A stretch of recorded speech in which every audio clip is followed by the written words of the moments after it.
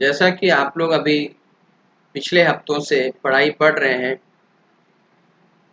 Number system के बारे में, अंक प्रणाली के बारे में, तो यहाँ पे हम आपको आज से वीडियो क्लिप बना के भेजा करेंगे और आप उसको देखते जाएंगे और उसको समझते भी जाएंगे आप। ठीक है। यहाँ पे जैसा कि हमने आपको बताया था कि हमारा जो नंबर सिस्टम होता है वो 4 प्रकार का होता है, जिसमें से हमारा पहला होता है बाइनरी नंबर सिस्टम। जैसा यहाँ पे किताब में आपको लिखा हुआ है कि डेसिमल अंक प्रणाली जो होता है। अब यहाँ पे बाइनरी नंबर सिस्टम होता है, ऑक्टल नंबर सिस्टम होता है और हेक्साडेसिमल नंबर सिस्टम होता है। ये मैंने आपको पिछले कक्षा मतलब 6, 7, 8, 9 में मतलब आप पढ़ ही रहे हो, और 6, 7, 8 में भी मैंने इसको बताया हुआ है। अब यहाँ पे सबसे बड़ी बात होती है कि बाइनरी नंबर सिस्टम और ये नंबर सिस्टम का प्रयोग कहाँ पे क्यों किया जाता है। तो आपको जैसे हम कोई भी कार्य करते हैं कंप्यूटर में, तो वो कार्य हमारी सिर्फ और सिर्फ वो हमारा बाइनरी नंबर में ही काम करता है कंप्यूटर। जैसे अगर मेरा कंप्यूटर बंद रहता है उस समय कंडीशन रहती है मेरी 0 की, और जो कंप्यूटर ऑन रहता है उस समय कंडीशन रहती है मेरी 1 की। यही भाषा हमारा कंप्यूटर समझता है, जिसका नाम होता है बाइनरी नंबर सिस्टम। और बाइनरी नंबर का जो नंबर होता है वो 0 और 1 होता है, और इसका बेस पॉइंट 2 होता है। जैसा कि हमने आपको बताया, यहाँ पे पढ़ाया था कि ये सब एनालॉग ऑपरेशन, ये सब मैंने पूरा थ्योरिकल भेजा हुआ है व्हाट्सएप पे, और आज से मैं आपको इसी सबको वीडियो के रूप में दिखाऊंगा।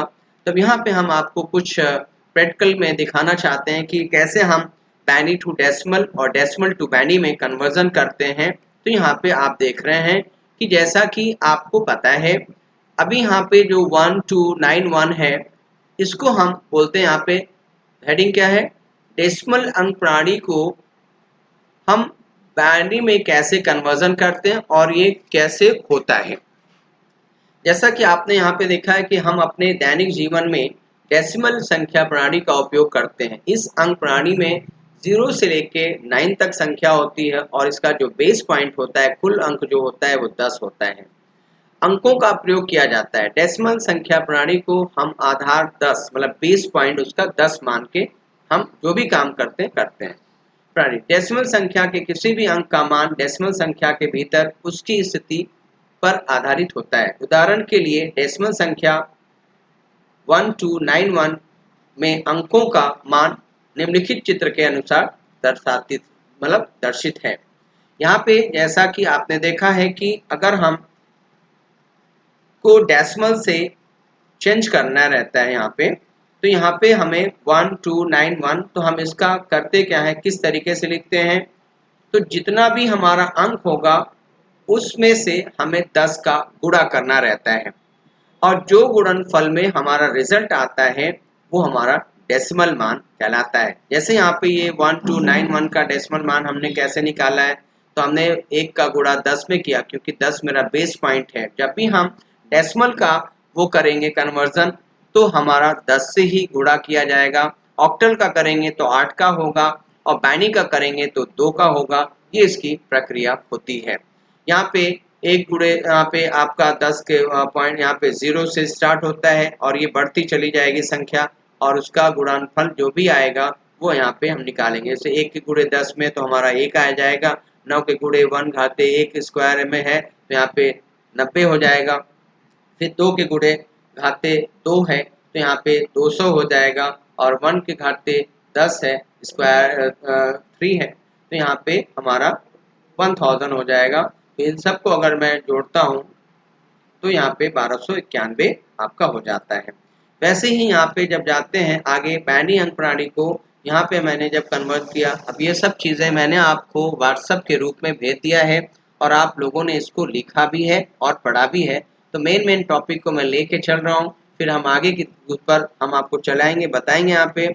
अब यहाँ पे देखिए जो है कि डेसिमल संख्या और बाइनरी रूपांतरण कैसे किया जाता है।